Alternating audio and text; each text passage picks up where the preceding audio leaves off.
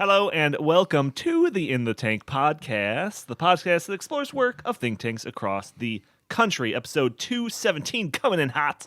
As always, I am your host, Donald Kendal, and not as always, apparently, because I wasn't here 2 of the last 3 weeks.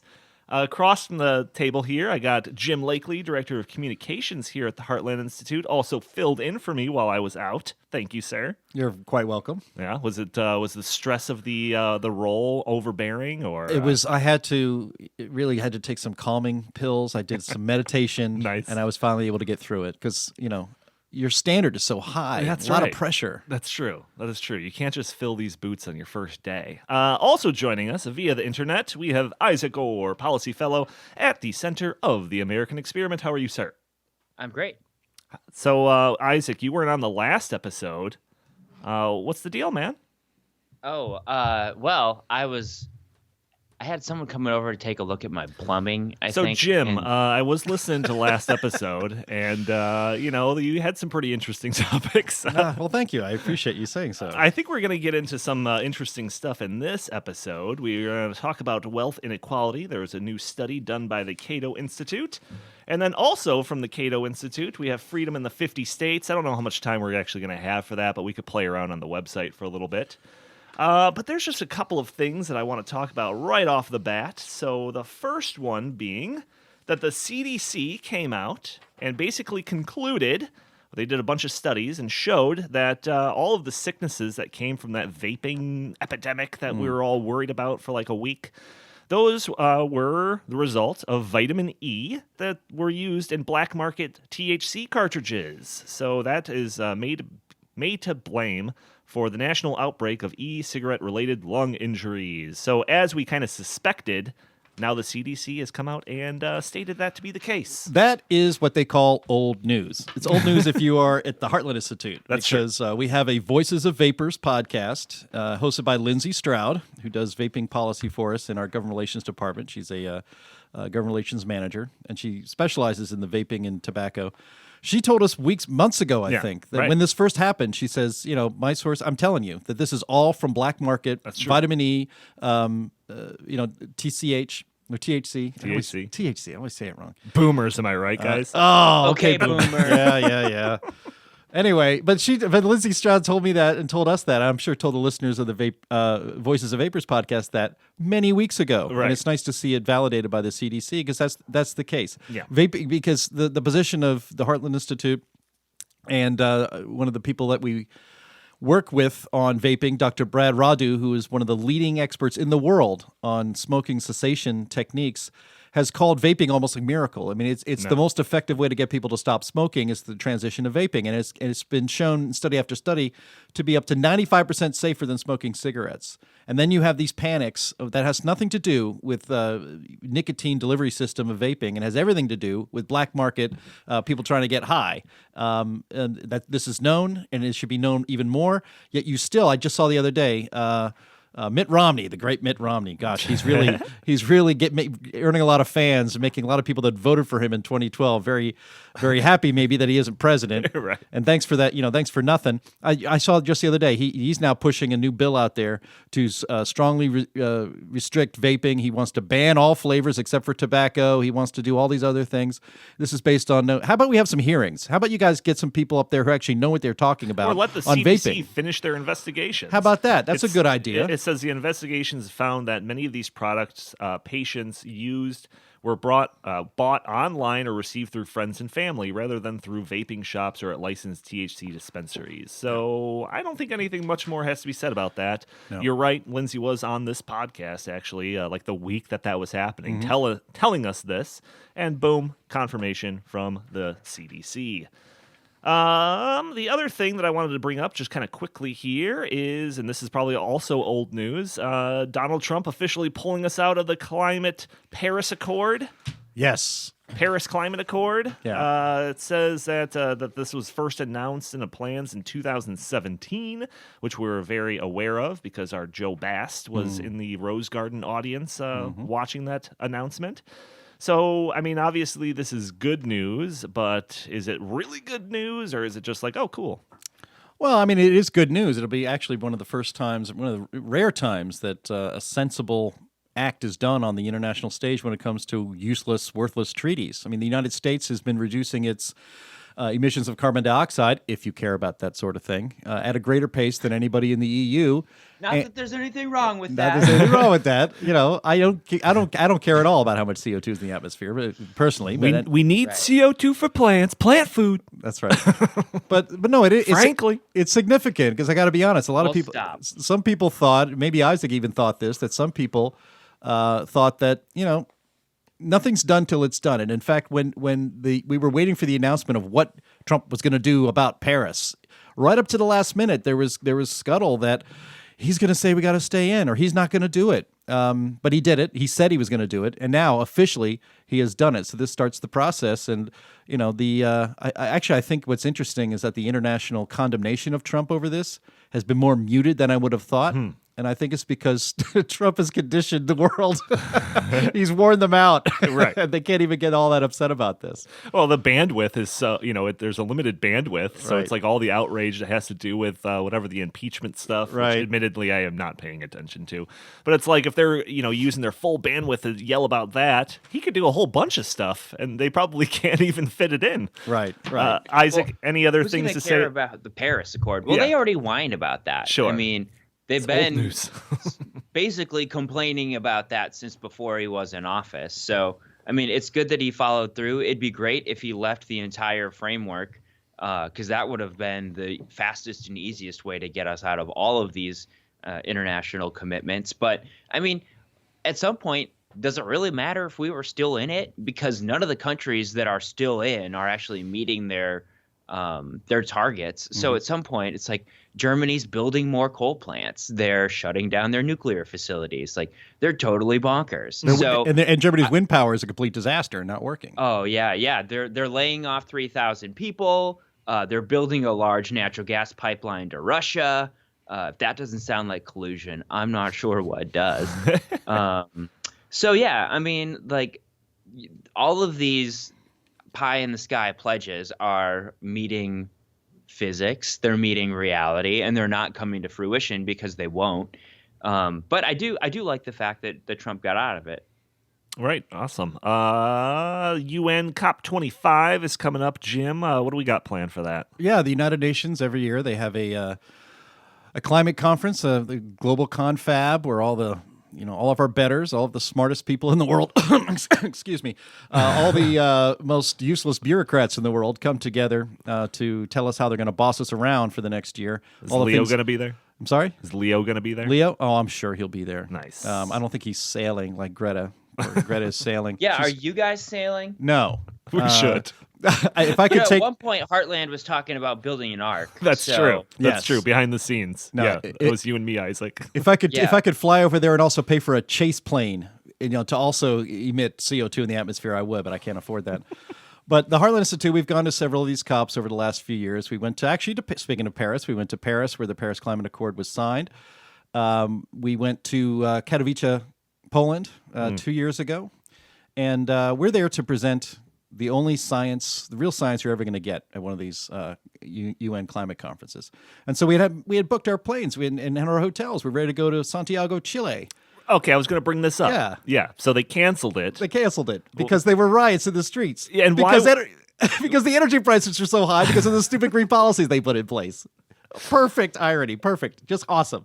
Right. Yeah, it was I like, wish- yeah, they should return to Paris, and then the yellow vests will come. Yeah. which is like still going on, by the way. Yes. That which is insane to fantastic. me. Yeah. Like, at some point, go home. Why? It's like the end of Ferris Bueller where he comes out in the towel. He's like, "What are you still doing here?" Yes. Well, see, this is what makes this important is that this is where the whole world is going to do this. If we were actually Yeah. to enact all of the stuff that the Paris Climate Accord has, or all the schemes that won't work, that Yep. all the global governments want to do, energy prices are going to be so high that people cannot afford it. Lives are at stake here. Rolling blackout. You see it in California. Rolling blackouts and brownouts are the result. The United Yep. Nations would not be able to find a city safe enough to hold a climate conference in 10 years if they were actually if the worlds were actually to impose these policies on their unwilling populaces. So as Oh, it man, turns it'll out, be like The Purge. yeah, I know, something like that, right? So they moved it to Madrid. So we have to. So now we're going to Madrid, and we're going to have our Okay. event there. We have event space, and so we're going to be in the city. We have Will Happer, Dr. Will Happer, one of the most prominent and decorated climate scientists in the world, from Professor Emeritus at the University of Princeton. He's going to be our main speaker there at the event, or at the day-long conference that we're going to show. We're going to be live streaming this on YouTube. You can go to heartland.org and you'll be able to see when we're going to do that. That's going to be on December 3rd from 7 a.m. Eastern time to noon Eastern time. So we'll be doing that in the afternoon over there in Madrid. And it's going to be a very good program. It's going to be challenging the assumptions of the politicians and activists from the United Nations, and using real science to rebut what they say. So you're going to want to tune into that. Go to heartland.org for more information, and we'll hope to see you tuning in live on YouTube on December 3rd. Sweet deal. Isaac, I don't think... no, we did talk, actually. Since your big award-winning thing, we've got an award-winning policy guy over here talking about energy. Obviously, you could spike the football on that one more time if you'd like. But what else you got going on? Well, it was very fun. Did we have Jim a trophy. boo you? Jim, did you boo him when he got the award? I did it very, very quietly, and I felt really ashamed, so I sat down. Okay, fine. So go ahead, Isaac. Then I took to Twitter to say Happy New Year, even to the fake news and the losers and the haters. Can you believe the president did that? Happy New Year to all my enemies and the haters and the fake news. Gosh, we live in such charmed times. No doubt. Yeah. It won't be worth talking about policy after this. It just won't. It won't be worth talking about politics after this. After the Trump era is over, oh my goodness, it'll be a snooze fest. But come on, policy-wise, what do you got going on? Oh, yeah. So we're working on clean car stuff here. The governor of Minnesota wants to impose California's zero-emission vehicle standards on Minnesota. Basically, it requires the state of Minnesota to sell a certain number of electric vehicles before car makers can sell normal vehicles in that market. So this is a really bad idea for a cold weather state like Minnesota, because EVs lose 40% of their charge when it's 20 degrees above zero. And I don't know if the governor is aware of this, but Minnesota gets below that quite frequently. How cold is it right now up there?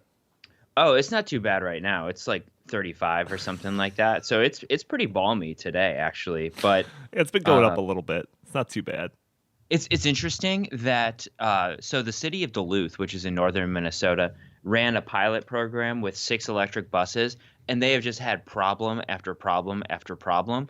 And it's so funny. They have to have diesel heaters installed into the heater on the buses in order to keep the heating mechanism from the EV bus to just drain the battery to where they're not even useful. That's amazing. Oh man, It's so beautiful. And then the governor comes out, is like, "Oh, we're going to expand consumer choice." I'm like, "No, you're going to mandate a bunch of crap that nobody wants." Right. and make people's lives miserable. That's the quality of life in just even little ways is always diminished with all these stupid schemes. Yeah. And it's all hypocritical and it's all BS because you need fossil fuels to make any of this work. Yeah, the idea of electric buses in Duluth, good grief. Well, they wouldn't be on the road for more than 20 minutes. I've seen these videos where they'll have these construction sites, and they'll be they'll have these signs out in front of these construction sites saying X% of our heavy machinery is run on battery or something. And then they'll show, the camera guy will show that this battery operated crane thing is being charged with a diesel engine. Yes. Yes, I love those. Those are the best memes where so you have all these people with their Teslas and they need to get some large truck hauling generators around in order to charge them when they run out of battery. Ugh. Yeah, Man, I love that. I used to hate, or I guess, how do you do that? How would you say that? I used to just read testimonials on people that moved into tiny houses and hated it. Ugh. Just for my own schadenfreude. Oh my God, these people spent all this money on this stupid little tiny house and now their lives are miserable, and I love it. What's the energy? What's the energy the energy breakdown in Duluth or in Minnesota in general. In other words, when you're plugging in all of these electric buses, where's the actual power coming from to charge up those batteries? Yeah, that's coal and hydro up there. So, it's not probably the worst mix you can Up have, where? but it's not like it's all wind and solar charging these things, because it'll never be those things up in Duluth. Right. All right, we're going to get to this income inequality thing, but have you gentlemen, either of you, signed up for the Disney Plus streaming service? That's all the rage right now. Considering we're going to be talking about income inequality, I am not rich enough to get that. Oh, yeah, $6 is... It's a little too rich for me. That's pretty pricey, man. Yeah. No, I haven't signed up either. I've heard The Mandalorian is super good, so me and the missus said, well, let's wait till all the episodes are out and use our free trial week. All right. That's what I'm going to do too, or just try to pirate it. I should probably say that. Wow. Oh my gosh. Yo. Oh my gosh. Get the SEC on him right now. That's right. Let's turn this over to the feds. Yes, that's We'll get right. Jim deported. Deported. So I've been reading a lot of commentary about this. It's the idea that like this is the death of cable, this is the death of TV. It's like the cord cutting thing, just like has just gotten a shot of adrenaline because of all of this. And I totally agree with that. I think that this is just the way of the future. I haven't had cable in a while, but there is a problem that's arising, and I have complained about this on the podcast before. And I think that some of the latest things that have kind of come to light with this new Disney Plus is kind of reinvigorating my worry, I guess. So one of the things is, The Simpsons, classic sitcom animated show, all of their seasons are going to be on Disney Plus, or they are on there, with the exception of one episode. And it's the episode that's starring a voice actor that sounds very similar to Michael Jackson. Now, there is no official statement on why this episode is removed from the index, but I would have to assume that it has to do with the controversy surrounding the Michael Jackson, the real-life person. And if this is a sign of things to come, it worries me a lot. Because I was watching, we just put on a few episodes or whatever, and in the third episode or something, they introduced the character Apu. And I don't know if you're aware of the controversy surrounding that character, but there was an Indian American comic like a year or two ago that basically came out with this like documentary talking about how deeply offended he is by the portrayal of Indian culture through this character in The Simpsons. And that he's voiced by a white guy. Oh, is that right? Yeah. Oh, yeah. It's what's his face? I don't know his name. But anyways, so I'm watching it. I'm thinking, how long before all the episodes featuring this character are pulled down? Like if we're going to superimpose like today's standards and what's acceptable, what's PC on content that was made 30 years ago, like are they just going to start stripping these things off of these streaming services? Isaac, what do you think? You think I'm crazy for being concerned about this? I mean, I'm not a Simpsons fan, and I'm so out of like the entertainment thing that I don't really care. I mean, it's their streaming service. They can do what they want. If you want it, I don't know, pirate it. It's online somewhere. Oh, now you're getting turned into the feds. No, I'm telling you to do So it. here's another example. Star Wars. Okay, obviously they have all the Star Wars catalog on there. And there's been a couple of stories coming out about how the Star Wars movies that are available are like the newest cuts of the movie. So I'm not sure if people are aware, but there's a long history of special editions that came out of George Lucas's mind after the initial release of those original movies. And so there was a special edition. They had like the famous example is in Return of the Jedi. They have this big stupid dance and singing number that was injected into it. It's just ridiculous. That's great. When Luke Skywalker in Empire Strikes Back lets himself fall down the hole after being told that, spoiler alert, Darth Vader is his father. They added in like him screaming as he fell, which really took away from that scene and the power of it. And didn't Darth Vader yell, "No!" Yeah. Oh my God. When he picked up the Emperor. Yeah. Spoiler alert again. Yeah. So my concern basically is with the fluidity of content that are on these streaming services. And again, kind of superimposing today's kind of PC culture or whatever on the stuff, right? So like tomorrow, I could wake up and turn on the Star Wars, and it could be changed again and changed again. And like, I'm just wondering if these studios are going to take it upon themselves to digitally erase certain people that might have controversy, say a Kevin Spacey or something like that, take them out of content, re-release it on the streaming service. Nobody would be the wiser. I think you're absolutely going to see that. I mean, this is the way our woke pop culture is today. You're absolutely going to see that. I mean, the Michael Jackson episode of The Simpsons being taken out is probably just the kind of the beginning of that, and you might even see other Simpsons episodes. I mean, gosh, pretty much all of South Park would probably have to be taken off the air, right? With these standards. But look, part of this you have to think about it from a free market perspective. This is the market at work. If George Lucas is fiddling around with the original movies, so angered people that they stopped seeing them, or they canceled those subscriptions to Disney Plus, then they would go back to where they were. The market is actually telling them that this is all okay. We will accept the fact that a Simpsons episode with the problematic Michael Jackson, and I do believe that he's problematic, but I also don't think you should erase him from the history of The Simpsons. Right. I think, part of history, you shouldn't be erasing parts of history or parts of anything that happened just because you today think it's inconvenient. You can choose to maybe put it in context if you'd like. You can choose not to view it if it's only pop culture, for crying out loud. No one is who's being harmed by the Simpsons episode that makes fun of Michael Jackson.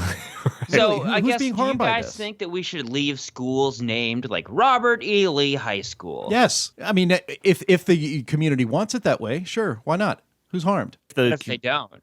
If they don't, then they can change it. But I think it should be done with a lot of times these things are done. Let's not get down the road of Confederate generals and things named after them. But if the community is for it, then yeah. But most of these things are done without the consent of the community. Well, no, and I think the big difference with this is I'm talking about artwork, right? So if you wanted to go back and whoever owns the Mona Lisa and be like, you know what, I want to put a tree back here or something like that. Like, no, this is like. No, that's fine. That's their property. Stop it. No, absolutely not, man. You can't go back and change it. If I was Donald Trump, I would buy the Mona Lisa and I would put those Groucho Marx glasses on it. Yeah, and maybe draw a mustache. No, and then the worst, my main concern about this is when we start taking into account, for financial reasons, the desires of dictatorial powers across the world. Meaning China. Yes. So I don't think I said this on the podcast, but it's a really interesting thing. Follow me here. But I saw the latest Terminator movie, okay? And so you're that guy. I'm that guy. I was the one guy in the theater. And so in Terminator, the big bad artificial intelligence throughout the entire series is called Skynet, correct? Everybody knows what Skynet is. Anyone that has anything to do with science fiction or just has an interest in it knows what Skynet is. In this movie, I found it really curious that they decided to take that Skynet thing and just throw it in the dumpster. Now, in the future, because they delayed the apocalypse from happening, it's called Legion. The AI that takes over the world is called Legion. It's not called Skynet anymore. So then my cynical self thought, like, that is a very valuable IP. Why would a studio decide to just take that, a thing that's recognizable by people across the world, and throw it in the dumpster? And the reason for it is, at the beginning of the movie, before the actual first scene shows, and it shows all the different studios that are producing the movie or whatever, the last symbol that popped up was one called Tencent. Tencent is the big movie studio of China, right? They are the big production house in China, Tencent. And Skynet is also the name of their mass surveillance program that they started, like 15 years ago. That's perfect. Keep the name. It's perfect. So to placate our potential Chinese future overlords, the makers of Terminator decided to placate them and throw out that that IP, that very recognizable IP. In the trailer for the Top Gun sequel, on the old coat that Maverick wore, the old leather jacket that he wore, I think there was a flag of Taiwan on there.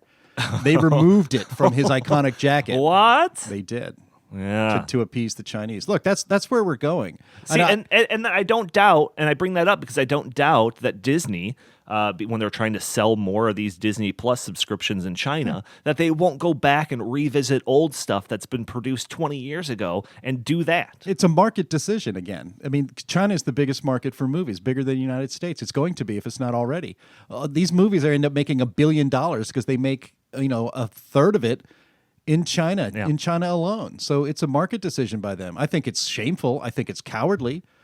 Yeah, and I also think that the market is being totally warped by just the Chinese government and the censorship over there. 100%. So, yeah, because I don't know, does the average Chinese citizen think that Taiwan should not separate? Yeah. I mean, I have no idea. So I'm not going to speculate, but I'm just wondering, do they care? Yeah, does the average Chinese citizen want the idea of Skynet kind of erased from the popular lexicon? No, it's the Chinese government that's enforcing Why this would type the of Chinese stuff. government do that? Why would they name it Skynet? I don't know. I really So don't. they could get the Terminator movies to stop using that term? I don't know why they originally did that. It might have been just a weird coincidence. It's probably just a joke. Dude, what if we called our surveillance state Skynet like they did in Terminator? And then there's we liked the name after a while. It started off as a joke, but now it's just cool. Or they were really wanting to flex their power back in the day, but now they're trying to play the PR game. I don't know. There's a million probably explanations for that. Well, you guys are too young, but I'm a child of the Cold War, and it used to be that American. Okay, boomer. Yeah, not boomer, Gen X. Cut it out. So it used to be that American culture was a force of good. It was a subversive force in the totalitarian countries. Sure. The most prized possession of anybody, and it was contraband in the Soviet Union in the 1970s, was a pair of blue jeans. It was a revolutionary act to have a pair of blue jeans because they didn't have them in the Soviet Union, or you couldn't get them very easily. A pair of Levi's, oh my gosh, you probably put those under glass.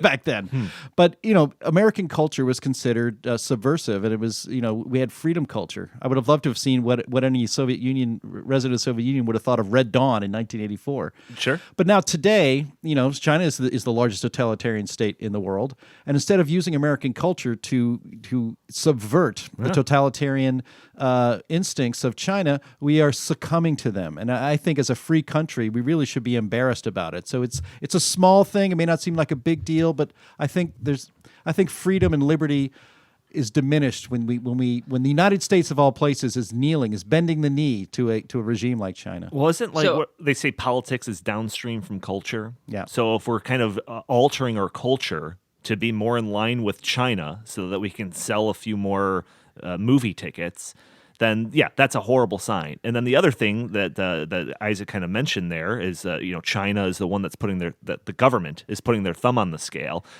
because it's not just a total free market. Like when we produce a movie, that it's just up to the people over there to see whether or not they want to watch it. China specifically limits the amount of American-made movies that they'll show in their theaters. So it's basically like these studios have to craft their movie to make sure that it fits these certain guidelines so that's even acceptable to be aired over there. So it's a whole big convoluted web of just cronyism. So I guess Jim, I'll have to ask you this because you're the only one that remembers the Cold War. Did Russia have similar practices? I mean, they had to have censored American content over there, right? I would certainly did, or they would ban it. You couldn't see that stuff. The regimes behind the Iron Curtain had their own versions of everything, right? Yeah. They had their own film industry that showed propaganda films.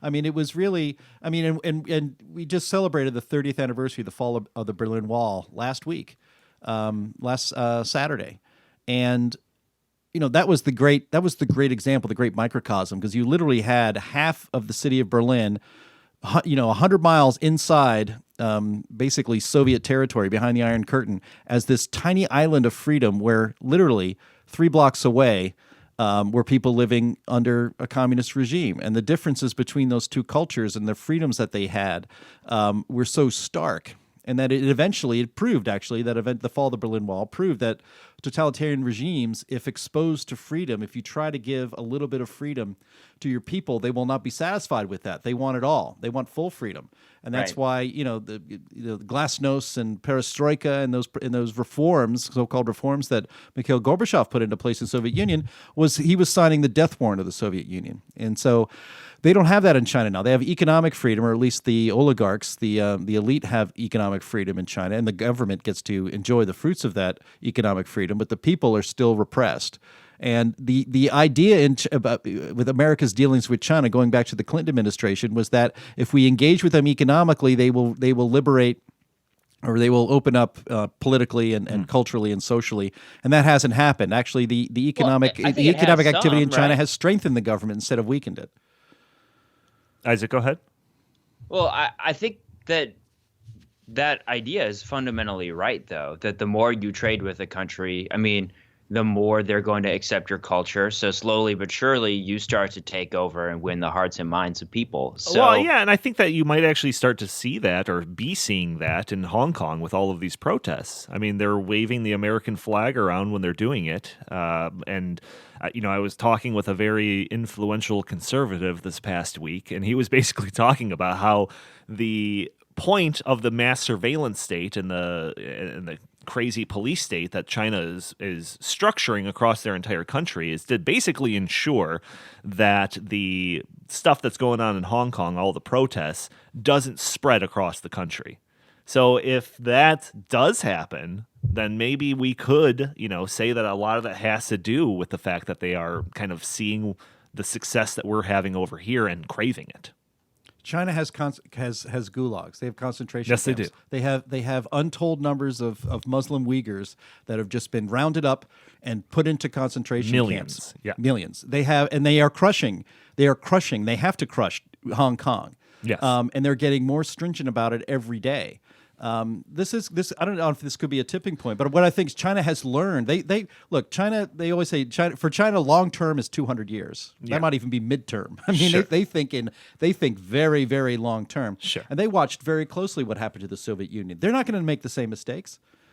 Well, we don't know. There's a concept in the democratization of countries like this, where there's basically two routes that the rulers can go down. One is remain hard fast against any type of change, right?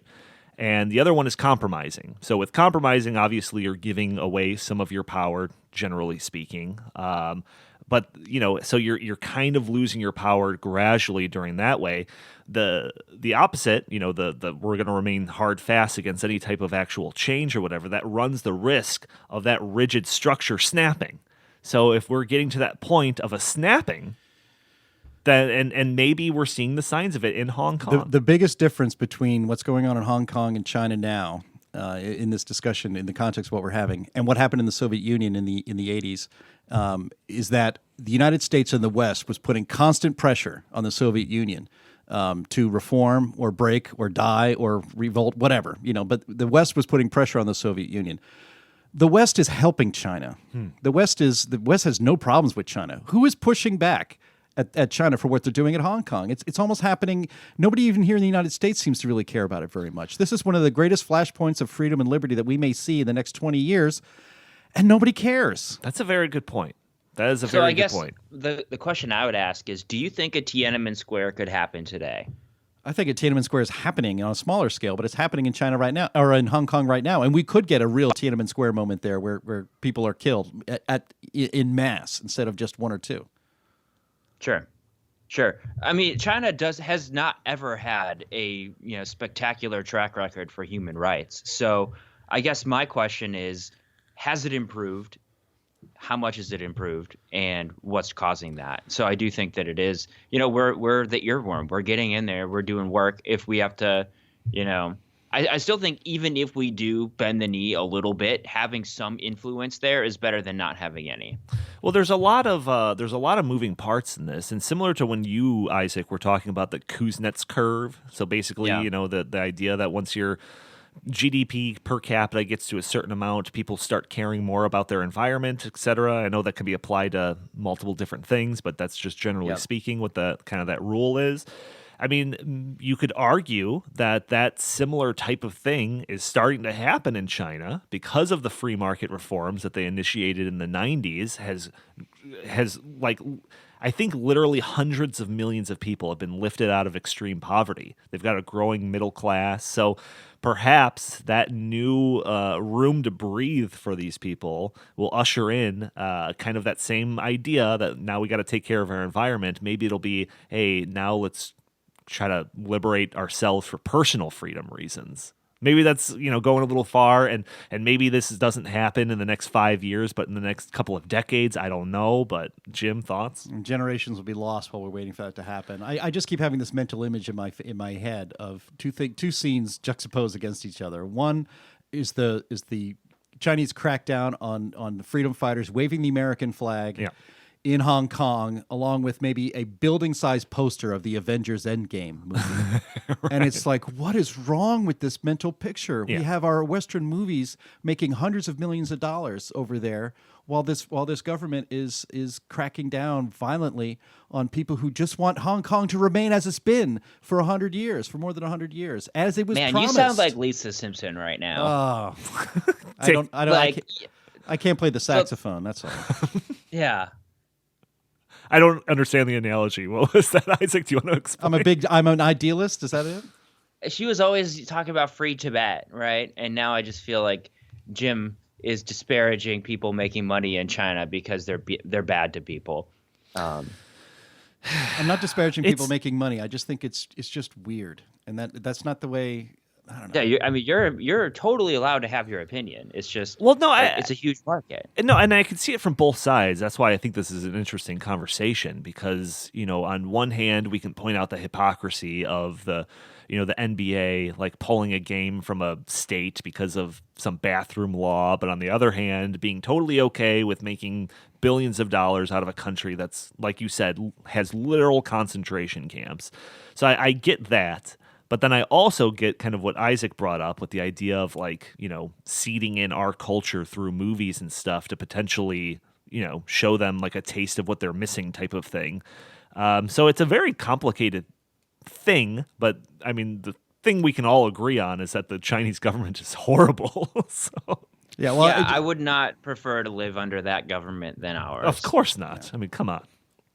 All right, gentlemen, we are more than halfway through this episode, and we haven't gotten to topic 1 yet. This is called In the Tank, right? We're supposed to talk about think tank work. Is that right? That's true. That's generally true. And liberty. We talked about liberty for a lot right there. And we talked about your Heartland press release about Trump getting out of the climate accord. So, see? All right, let's wrap it up then. No, we still have a pretty good amount of time. So let's talk about this study that recently came out of the Cato Institute, which is just exploring the idea of wealth inequality. And as I always say, everything that we'll talk about on the show will be linked in the show notes. So basically, we're in the heart of the primaries, I guess, for the lead up to the primaries with the Democratic contenders. So, every time you listen to Bernie Sanders or Elizabeth Warren talk or any of the Democratic socialists, they'll always bring up the idea of the concentration of wealth and the growing wealth inequality and the undue influence that these problems cause in our political system. So this study asks, is wealth inequality the crisis that some people believe that it is? So before I go through and read off some of these findings, and the report itself is very long, so if you're interested in all of these things that we're going to briefly cover, feel free to click on that link and go to it and read it at length. But before I go into any of these findings, Jim, I want your thoughts, and Isaac, I want your thoughts on that question that they start off with. Is wealth inequality the crisis that some people believe it is? Jim. In this country? Yeah. No. No. No, absolutely. And you can just start by saying we have the most well-off poor in the history of human civilization. Sure. So if you're poor, are actually they have things like air conditioning, and it used to be back in the 70s and 80s they would measure poverty and say, well, how many people in poverty have a color TV? Okay, now everybody has a color TV. Sure. But the standard of living of poor people in this country is so much higher than it is for really lower or even middle class people in much of Western Europe. And so income inequality, to me, I don't really care about it. I've never cared about it, whether I've had money or not had money. It's you have a life and you can do the best you can with it. Somebody else made a bunch of money, made billions. I have no legitimate claim on Jeff Bezos' fortune just because he made it. I have no on anything else. And just the fact that we have a very well off compared to historical trends or historical norms, and the world at large, our poorest are actually really well off. So I'm not really that bothered. Okay, all right, but how about that point that this concentration of wealth at the top is able to buy undue influence in our political system? Is that a concern of yours? Again, that's also not a concern of mine. What is undue influence? And I'd love to hear Isaac's on this too. What is undue influence? I've always been an advocate of, I think all campaign finance laws are BS. That David Koch or Jeff Bezos or Michael Bloomberg can completely fund the campaign, the candidate of his choice. He can give $1 billion to you, Donnie, to run for president. And the people still have to vote for you. And if you're a lousy candidate, you're not going to win. Hillary Clinton outspent Trump by a factor, I think, 3 or 4. And of course, she got beat. Money is not everything. I think money in politics isn't the problem. I think, dummies in politics is the problem. But we still have the vote. And the 2016 election proved that all the money in the world cannot buy you the presidency. All the money in the world and the media on your side can still not buy you the presidency. All right, Isaac, what do you think? What's your viewpoints on the idea of wealth inequality in general and the concept that concentration of wealth at the top could potentially buy your way politically? Yeah. Wow. Okay. Yeah. Let me tackle this one. I mean, I've never been the person that's like, oh, somebody has more than me, and I'm mad about that, unless I thought that they were achieving that in some unscrupulous way, and then I'm all about pointing the finger. But it's not about the fact that they have wealth; it's that they didn't do it right, or they did it in a way that is, forcing other people to line their pockets. I may not love what the Washington Post writes, but I'm still lining Bezos's pockets because I got a delivery from Amazon coming today. So, yeah, I don't think that the inequality thing is very persuasive. And it's funny, we'll talk about this in a few minutes, I'm sure, but the measures of inequality that are often stated don't even account for programs that are designed to help people cover their energy bill or SNAP food stamps, Social Security, even Social Security. So I mean, when you look at the statistics, they're awfully misleading, and so I don't buy it. So that's basically point one. That's finding number one, that wealth inequality has risen in recent years, but by less than is often suggested. They blame faulty data from economists like Piketty, Sayce, and Zuckman, who are actually the economists that we talked about in a recent episode. They were the ones that were behind like Bernie Sanders' wealth tax idea. So you know what types of people these are. And then so the whole first chunk of this paper kind of just goes through and dissects a lot of the different studies by these quote unquote economists. And it shows how they're relying on incomplete and inconsistent income data. It compares it to a more precise estimates done by other economists that shows that the growth in this, concentration of wealth at the top is actually much more modest than what these other economists, quote unquote, suggest. And then, yes, that these studies don't take into account social programs like that Isaac was just talking about, including Social Security. So it also mentions here that wealth inequality tells us nothing about poverty and prosperity. So this is kind of the point that Jim was making when he was first talking there. Inequality may reflect innovation in a growing economy that is raising overall living standards. So that's the idea. Bill Gates comes out with a new processor or something. He gets super wealthy, but it's also, helping the, daily life of every individual that uses that product. But then it also says, or it may reflect cronyism that is causing economic damage. So I think that is the potential little problem that I will give this issue a little grain of, all right, maybe we should pay attention to it. Because if the people, whether they're rich or whatever, are using the government as a tool to stifle competition in order to get richer, then if that's the cause of some of this income inequality, that is a thing that I could be against. I don't see how that would cause income inequality. Obviously, crony capitalism is the enemy of real capitalism and free markets, and it should be resisted at every measure. Again, if we had politics that weren't so important, money in politics wouldn't matter, and actually, trying to get the government to rig markets for your benefit also wouldn't matter all that much. So, the problem again here is our politics. In the United States, this isn't a problem. I see that the study mentions that in some countries, it says, quote, high wealth inequality likely results from corruption. And they cite places like Russia and Kazakhstan and the Ukraine, of all places, in the news these days, as the result or as the cause of income inequality. So that's true in those countries. It's not true in the United States. Well, Our Bezos and Gates and Warren Buffett and all those, they're not wealthy because they're corrupt. They're wealthy because they have created value for the market and for the people, and that's a good thing, not a bad thing. So we talk about cronyism all the time. This paper has a bunch of examples here. So expanding sales. So this is the mandating of subsidies aimed at boosting product sales. So we talk about subsidies all the time in terms of energy and all of that. So that exists, right? That's using the government as a tool to kind of line your own pockets. 100% against it.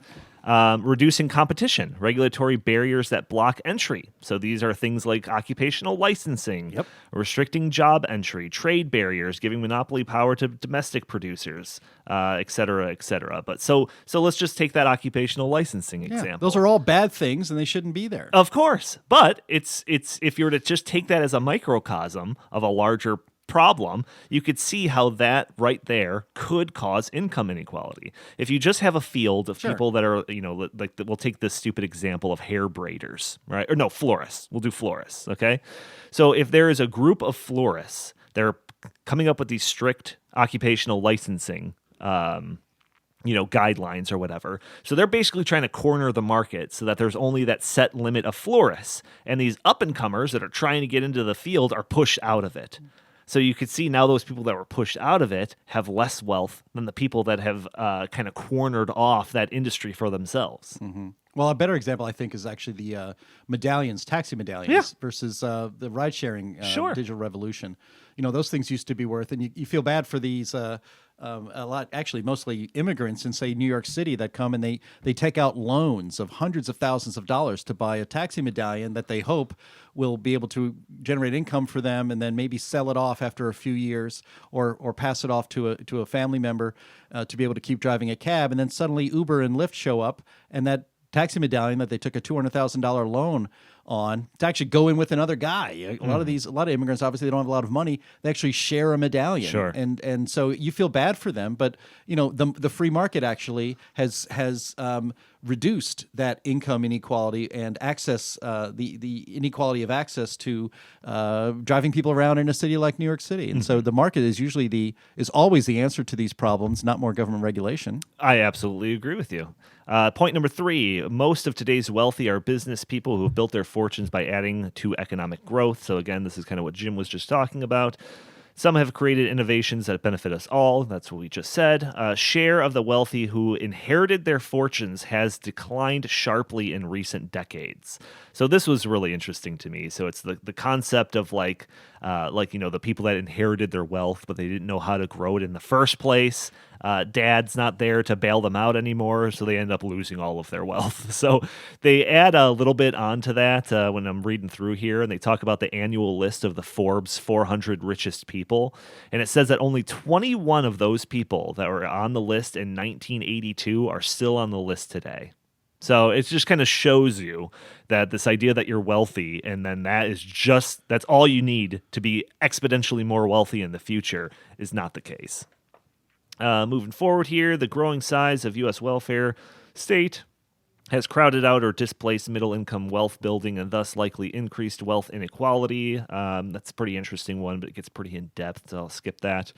Wealth inequality has not undermined U.S. democracies despite frequent claims to the contrary. Research shows that wealthy people do not have homogeneous views on policy and do not have an outsized ability to get their goals enacted in Washington.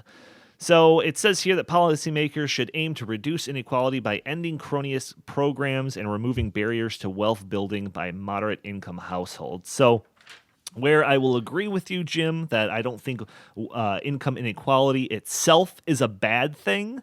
I think that there are cronyist aspects of the government that could be reformed that could potentially alleviate some of those concerns. Some of those, but on the margins. Income inequality is not a problem. That's the real main takeaway here.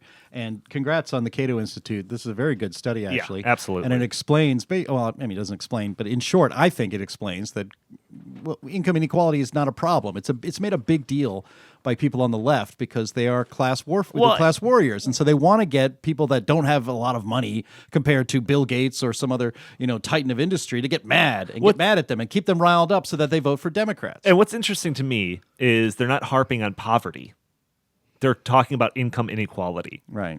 Like, if I were to tell them, all right, I can make every person on the bottom 10% twice as more wealthy, but the richest person in the world is going to have 10 times more wealth.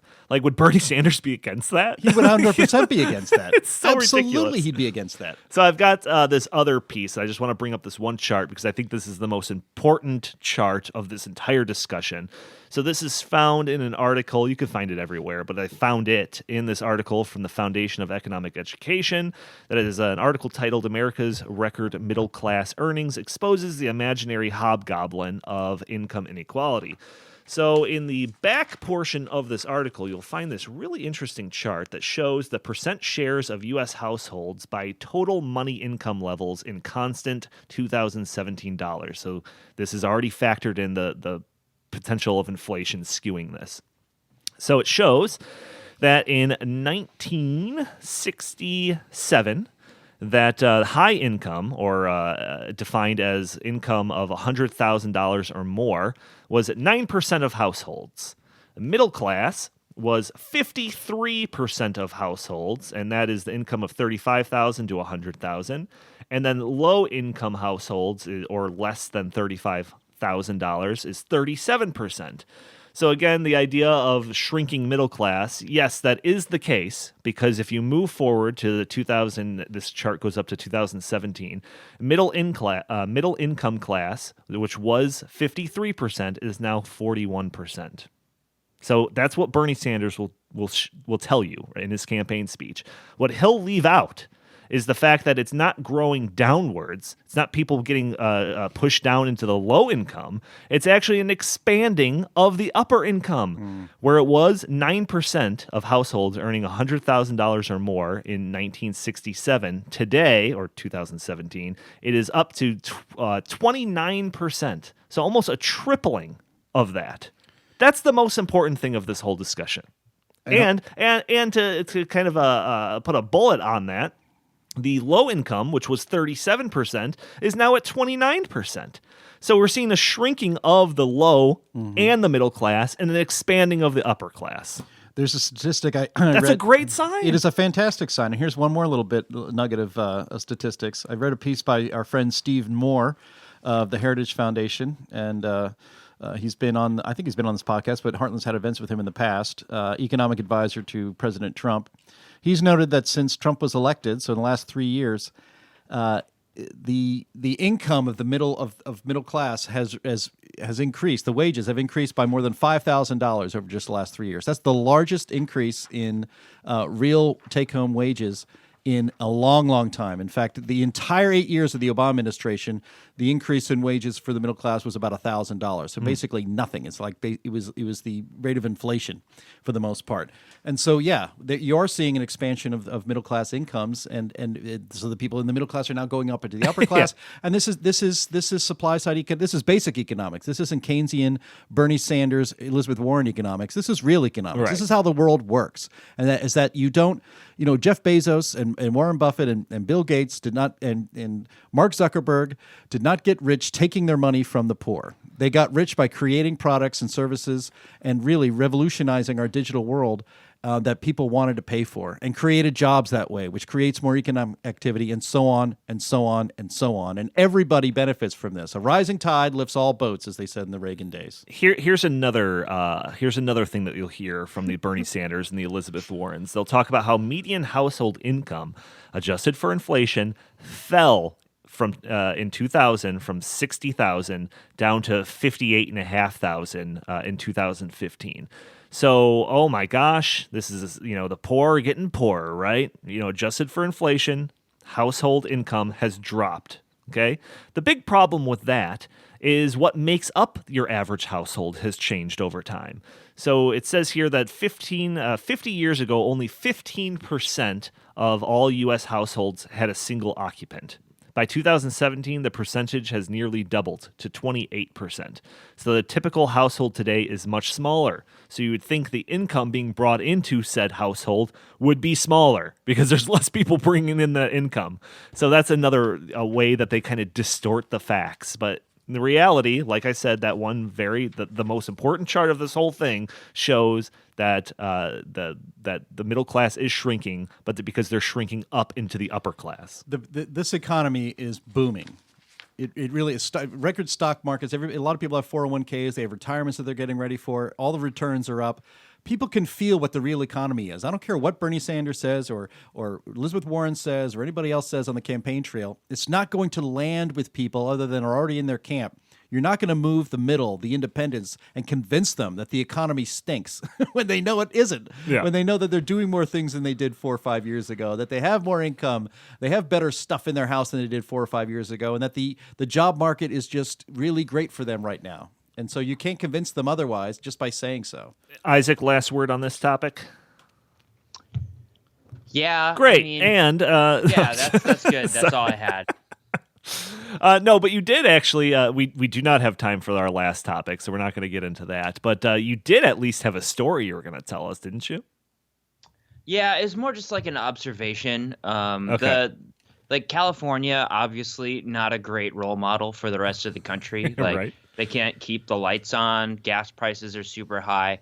They raise the price of gasoline through gas taxes, and then they launch an investigation trying to figure out why gas taxes are so high. It's like they can't get out of their own way. Like California is, just a bastion of bad policy. But I think the thing that offends me most about California is they elected someone for Congress who named their child Cricket.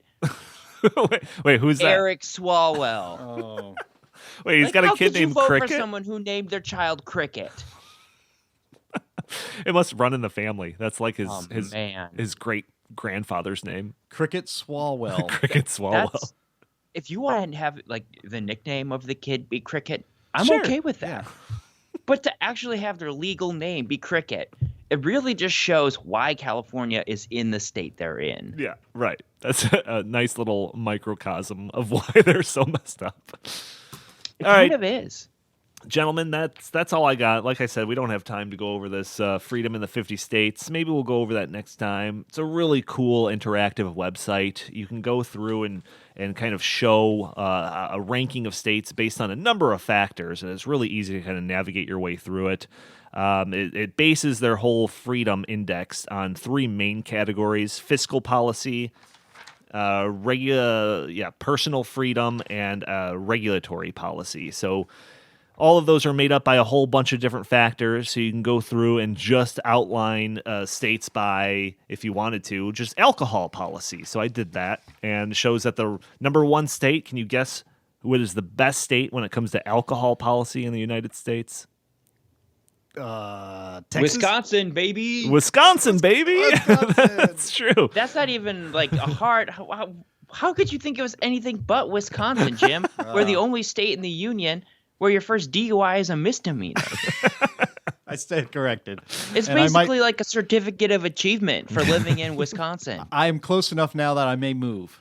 How about personal freedom? Just take a guess. What state you think, if you were to take out all of the other things, regulatory, fiscal, take all of that out, just talk about personal freedom, which includes incarceration and arrest rates, guns, marriage, gambling, education, alcohol, marijuana, and Nevada. Take a guess. Nevada? What's your guess? I'll say Hawaii, just to be different. Maine. Huh. What? Isn't that a shocker? That's a shocker. So those are the type of shocking things that you could find by playing around on this website. You know what last place is for personal freedom? California. Nope. Utah. Texas. Texas is last. Last. When you put in incarceration rates, they like to lock dudes up there. You know, they're not called the Texas Rangers for nothing. All right, gentlemen. Any jokes, anecdotes, things you want to get off your chest before we sign off for the week? Oh, I already did it with cricket, man.